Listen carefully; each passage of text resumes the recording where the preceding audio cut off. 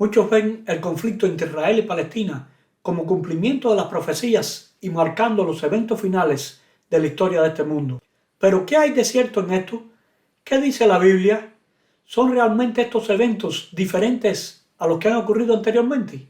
En las redes sociales encontramos a muchos sonando alarmas y relacionando a los conflictos presentes con profecías específicas. Primero la guerra de Ucrania y ahora la guerra entre el Estado de Israel y Hamás. Ciertamente estos conflictos y otros que han ocurrido y otros que ocurrirán también son señales del fin del tiempo. El mismo Jesús lo dijo: y oiréis de guerras y rumores de guerra. Mirad que no os turbéis, porque es necesario que todo esto acontezca, pero aún no es el fin. Algunos auguran que debido a la guerra en territorio palestino, si otros países entran en este conflicto, esto puede escalar a grandes proporciones. Pero esto está por verse, y la Biblia en realidad no habla de ningún conflicto entre naciones específicas en el futuro, más bien entre poderes espirituales. Con la propagación de las interpretaciones dispensacionalistas a finales del siglo XIX y su aceptación por muchos grupos evangélicos, se ha creído que el Israel literal tiene un papel importante en las profecías del último tiempo de este mundo. Después de la creación del Estado de Israel en 1948, se afianzó aún más la fe de muchos creyentes en que el Israel literal tenía que ver con los eventos del fin. Es verdad que el hecho de que una nación renazca parece ser milagroso y que aún recupere su idioma, una lengua que no tenía uso común por más de 1000 años y se había mantenido solo por medio de las lecturas religiosas. Eso es algo increíble, pero también puede ser atribuido a la tenacidad y la perseverancia de este pueblo y a la lucha por mantener su identidad en medio de las dificultades y las terribles persecuciones, al espíritu de supervivencia. Dios dijo a Abraham que daría a sus descendientes la tierra de Canaán, y el mismo Abraham habitó allí hasta su muerte. Porque toda la tierra que ves la daré a ti y a tu descendencia para siempre. La posición geográfica de Canaán era importante. Canaán era la ruta entre Egipto y Mesopotamia, los grandes centros de poder de aquella época. Estaban en el medio de los 3 continentes, África, Asia y Europa. Ubicada en esta posición central, Israel podía haber sido una bendición para llevar a todos el plan de salvación, tal y como dijo Dios a Moisés: y vosotros me seréis un reino de sacerdotes y gente santa. Israel debía ser una luz para el mundo, pero no cumplió con su cometido. Dios había predicho a Israel que, si aún con esto no me oyereis, sino que procediereis conmigo en oposición, asolaré también la tierra, y se pasmarán por ello vuestros enemigos que en ella moren, y a vosotros os esparciré entre las naciones, y desenvainaré espada en pos de vosotros, y vuestra tierra estará asolada, y desiertas vuestras ciudades. La tierra de esta región estaba habitada originalmente por los cananeos, pero estos fueron conquistados y absorbidos poco a poco por los israelitas. Para el año 722 a.C., el imperio asirio destruyó el reino de Israel del norte, y los pobladores fueron esparcidos entre todas las naciones del imperio.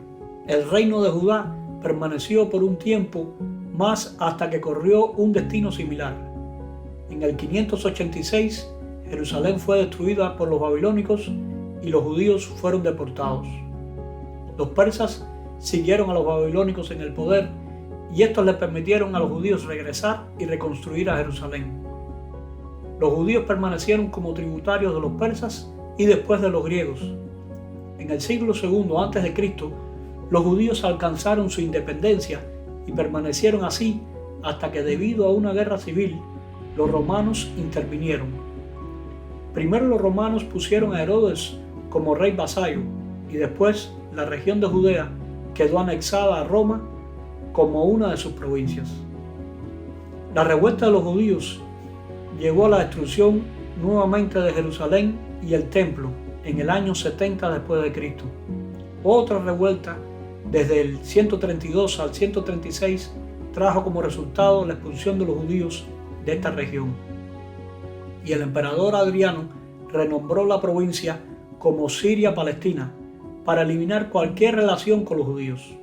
El nombre de Palestina tiene su origen en la manera en que otras naciones llamaban a esta región, en la cual habitaban también los filisteos, de donde se deriva este nombre. Pero fueron los romanos los primeros que establecieron la provincia de Palestina. Con la conversión del emperador Constantino al cristianismo, el Imperio Romano también se cristianizó y se establecieron leyes fuertes contra los judíos que causaron la persecución de estos en Palestina, donde eran todavía mayoría, y para el siglo V pasaron a ser minoría. A la caída del Imperio Romano, la región de Palestina siguió bajo el control del Imperio Romano Oriental o el Imperio Bizantino. El Califato Árabe de Rashidun conquistó a Palestina en el 634. La región permaneció en manos de varios califatos árabes hasta que fue conquistada por el Imperio Otomano en el 1516. Durante el tiempo de los califatos musulmanes y el Imperio Otomano, que era también musulmán, a los judíos se les permitió habitar en Jerusalén, con la excepción de un corto periodo cuando estas tierras fueron conquistadas por los cruzados cristianos. Ahora vemos el conflicto entre judíos y musulmanes y nos parece que estuvieran siempre enfrentados, pero normalmente durante la dominación musulmana los judíos eran menos perseguidos que durante la dominación cristiana. Esto se vio no solo en la Tierra Santa, sino también en España. A finales del siglo XIX, muchos judíos emigraron a la Palestina otomana, huyendo de las persecuciones en Europa del Este, y se comenzó la idea de establecer un Estado judío en la tierra de Israel como respuesta a lo que en Europa llamaban el problema judío. A esto se conoció como el movimiento sionista. Durante la Primera Guerra Mundial, los británicos, asistidos por una legión de judíos, tomaron a Palestina de manos de los otomanos. Palestina quedó bajo el mandato británico. El nacimiento del nazismo trajo aún una mayor migración judía a la región de Palestina, y esto a su vez trajo mayor tensión con los habitantes árabes de la zona. En 1947, las Naciones Unidas propusieron la formación de un Estado árabe y uno judío, y la ciudad de Jerusalén estaría bajo supervisión internacional. Pero las negociaciones fallaron y comenzó una guerra civil entre árabes y judíos. En mayo de 1948, los británicos se retiraron del territorio y los judíos declararon la formación del Estado de Israel.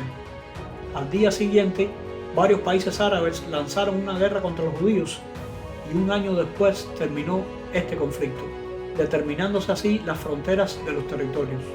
Jordania anexó a Cisjordania y el este de Jerusalén, y Egipto anexó a la Franja de Gaza. En 1967, nuevamente varios países árabes declararon la guerra a Israel.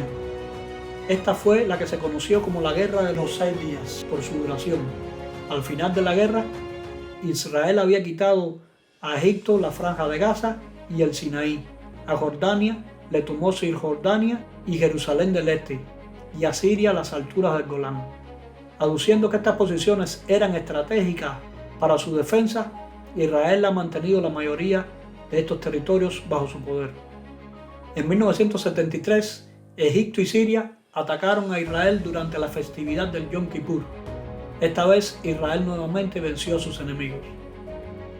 La península del Sinaí fue devuelta a Egipto y se le permitió a la Franja de Gaza tener autonomía, pero el moderno Estado de Israel ha permanecido desde su fundación en constante asedio por parte de los árabes. Ciertamente, Dios escogió a Israel como su pueblo y con demostración de fuerza los sacó de la tierra de Egipto y los trajo a la tierra de Canaán. Pero, ¿es todavía Israel el pueblo de Dios? Al profeta Daniel Dios le mostró que 70 semanas están determinadas sobre tu pueblo y sobre tu santa ciudad para terminar la prevaricación y poner fin al pecado y expiar la iniquidad y para traer la justicia perdurable y sellar la visión y la profecía y ungir al santo de los santos. El pueblo de Israel tenía 70 semanas de años o 490 años de oportunidad. En este tiempo el Mesías vendría. Sin embargo, Lejos de aceptar a Cristo, los dirigentes judíos lo rechazaron e incitaron a las masas a pedir su muerte. Para el año 34 después de Cristo, las 70 semanas de oportunidad habían terminado e Israel ya no era el pueblo escogido de Dios. Los discípulos tuvieron que huir de Jerusalén y el evangelio fue esparcido a todos lados. Dios había levantado un pueblo de creyentes entre las naciones. Como también en Oseas dice: llamaré pueblo mío al que no era mi pueblo, y a la no amada, amada. A los seguidores de Jesús, incluyendo judíos y no judíos, se les llamó cristianos. Estos formarían el Israel espiritual. Algunos han alterado drásticamente la interpretación de la profecía de las 70 semanas, hasta de formas ilógicas, todo para hacer encajar la interpretación de Israel en el tiempo del fin.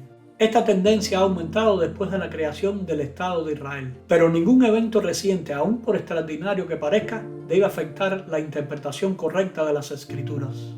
Como dijo el apóstol Pablo, no que la palabra de Dios haya fallado, porque no todos los que descienden de Israel son israelitas, ni por ser descendientes de Abraham son todos hijos, sino en Isaac te será llamada descendencia, esto es, no los que son hijos según la carne son los hijos de Dios, sino que los que son hijos según la promesa son contados como descendientes.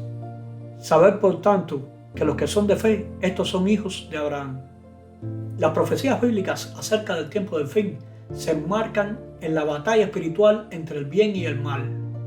Por un lado el pueblo de Dios, el Israel espiritual, y por otro lado los agentes del mal, que son naciones e ideologías, cual único fin es destruir el nombre de Dios y a su pueblo, y para ello recurren a la fuerza.